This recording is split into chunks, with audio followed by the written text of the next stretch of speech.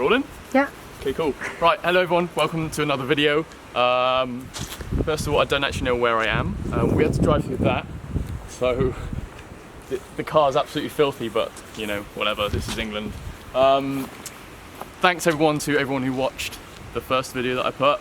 To the person who disliked the video, I'm sorry, I hope this one's better. But you can see from the title of the video, 5 things I hate about my M140i. So this is my M140i.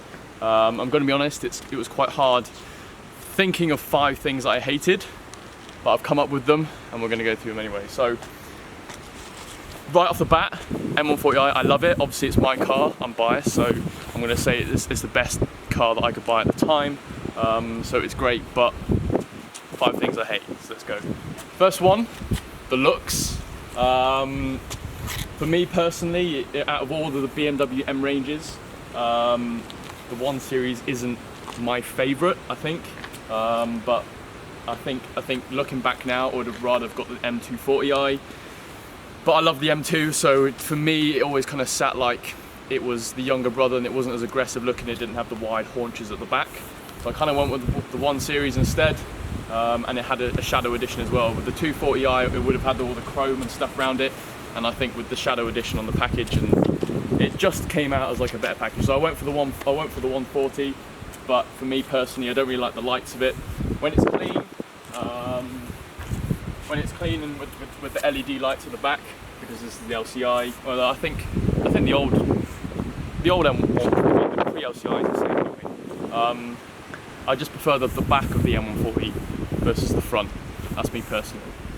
Second thing is just the exhaust. So as we all know, OPF, you know, all the EU regulations that we now have in the UK and in Europe, it means that cars have to be much quieter. They have to, you know, be able to particulate all of the carbon dioxide and stuff that, you know, cars spit out. So this I've seen in other people's videos. They can be much louder. You can straight pipe them, you can take decats out and remove the OPFs and stuff, and they can be way louder. But I've got the stock exhaust on this, and for me personally, I would like it to be a little bit louder. Obviously, when I'm really pushing in, it's a Sports Plus. It sounds pretty decent, but personally, I think it could be a bit louder.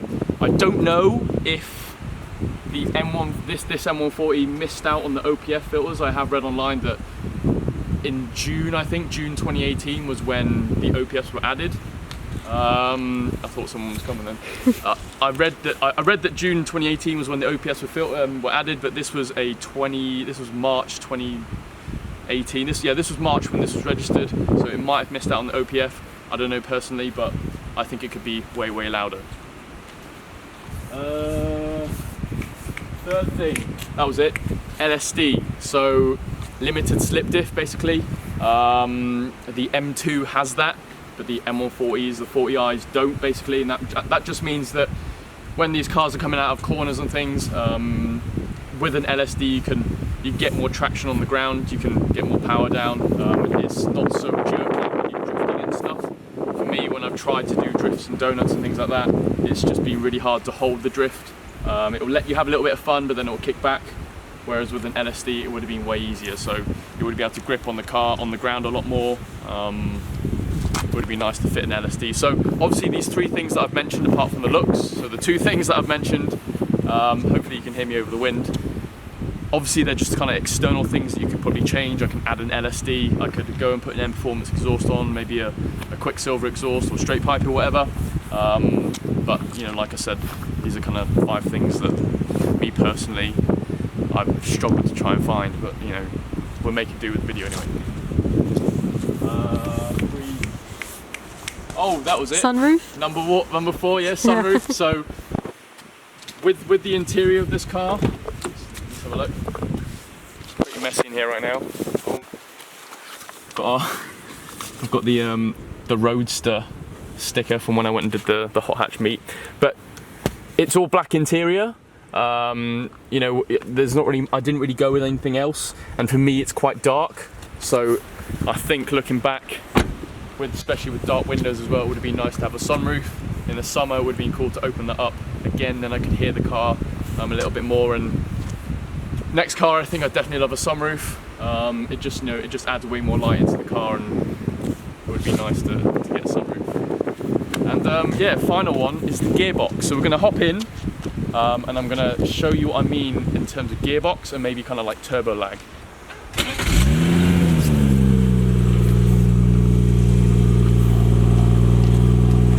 So obviously that's pretty loud. You know, if it was straight piped, it should be loud anyway. Ah, got it. Yep. Got it? Wait, we're still filming? Yeah, I'm still filming. Yeah, still filming? Okay, yeah. cool. Right, so I've managed to get out of wherever we were, and let's just talk a little bit about the gearbox. So for me, I don't know, you comment down below if I'm wrong, but I can't work out if this is either a turbo problem, because is it a twin turbo, or it might be a single turbo, twin turbo because it's B58. I can't work out if this is a turbo problem or a gearbox problem. So typically when I'm coming up to a roundabout or something and I'm braking, the car computer thinks that I'm slowing down, and when I then have to say I've decided that I'm going to then come out of the junction quite quickly because there's a car coming, it takes a long time to decide, oh okay, we're going now, let's get back into gear and, you know, go for it. So if I just try and demonstrate here, when I find a little straight road, I'm just cruising along. I'm gonna slam my foot down onto the ground and just listen to the delay of when I slam my foot down and when the car goes. So there's obviously a noticeable delay there. I'll just do it again. I'll brake. Now you probably could argue that that's maybe a comfort, it's because it's in comfort mode at the moment. But even if I stick this into sport and I slow down and I brake, see, there's just that lag, and I don't know if that's a turbo lag or if that's a gearbox lag. So I think it's probably a gearbox lag, but for me this is the number one thing that I hate the most. The first thing that I thought of when I was thinking of what to do in terms of like the 5 things, the gearbox was the number one thing, and if there's any way of improving that would be great, but it is what it is. Like I said, I love this car, it's great, it does everything I need to, and we might as well make 5 things I love about an M140i, so we'll do that in the next video. Catch you later, thanks for watching, bye bye.